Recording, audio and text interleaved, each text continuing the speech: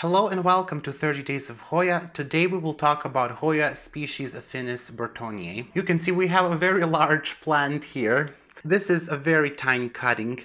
I received this as a gift from a friend that imported this plant last year, I would say toward November or December. It was easy to root in water, but for me it's a very slow grower. But it is a well-rooted plant. You can see here the roots are just coming out of the pot. This is native to Southeast Asia, to Philippines. When this plant was first discovered, which I believe was in '88, they thought it was hoyaspaffburtoniae or similar to hoyaspaffburtoniae.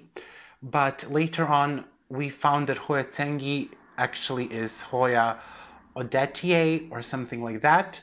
And that Hoya has a yellow flower. This one has a red flower, so it's definitely not that plant. Later on, the name was changed to DS70, but it's also not that plant as well. And in the end, they figured out, well, it looks mostly like Burtoniae, so they call it now species aff.burtoniae, and affinis is like affinity. It has affinity to that plant, so it's similar in appearance to it. That's just the best way to call it, but the official name is not there yet. Hopefully it will receive a better name, because when someone asks you, it's a bit of a wordy to say, well, it's species aff.burtoniae. I mean, just call it something, like call it Miro. Modest. This one is, for me, a very slow grower. Some people say it's a fast-growing plant. For me, that definitely hasn't been the case, but I do have a trick up my sleeve.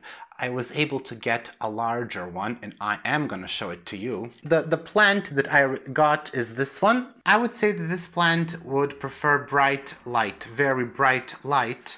It does get the reddish margin on the leaf.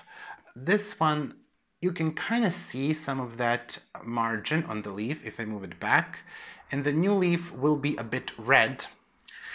On the bigger one, I cannot detect any of that, so I don't see the reddish or brownish margin, and that's really because it was probably grown in less light, but it will handle more light for sure. I didn't try to grow the small one in my northwest facing window, mostly because it was cold when I received it, so I put it under my LED light.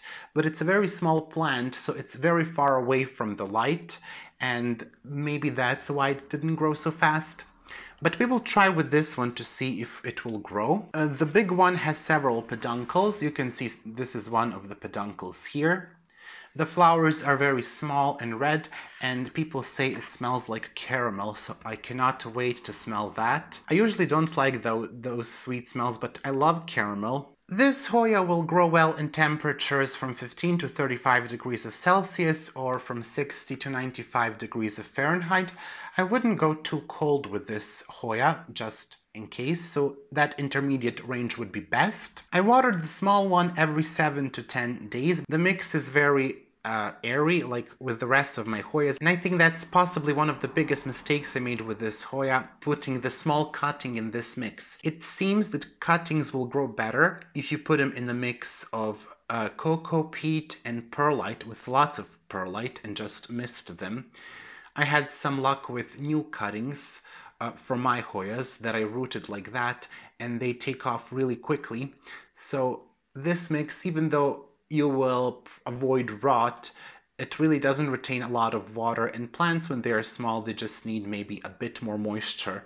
Of course, you have to be very careful with that as well. The bigger one is in a mix of, I would say, peat. I do see some bark, but this one will have to be repotted very quickly because the mix is it's cemented, so it didn't receive water for a long time. Now, because this is a larger plant, I think it will handle the mix of bark, cocoa peat, perlite, leca, and all that good stuff well, so I don't have to worry about that, and I will be able to water it maybe every week or every 10 days. The leaf is very small and pubescent.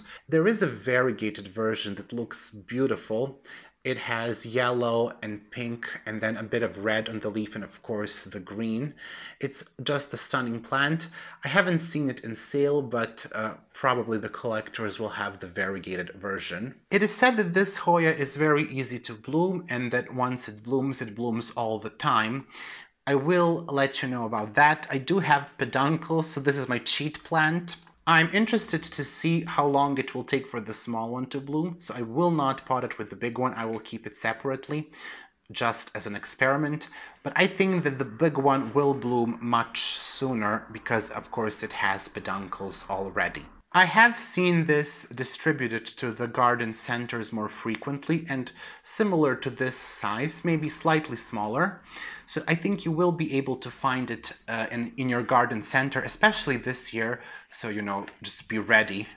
This year you will see this species of aff.burtoniae, hoyaspaffburtoniae, and similar hoyas like that.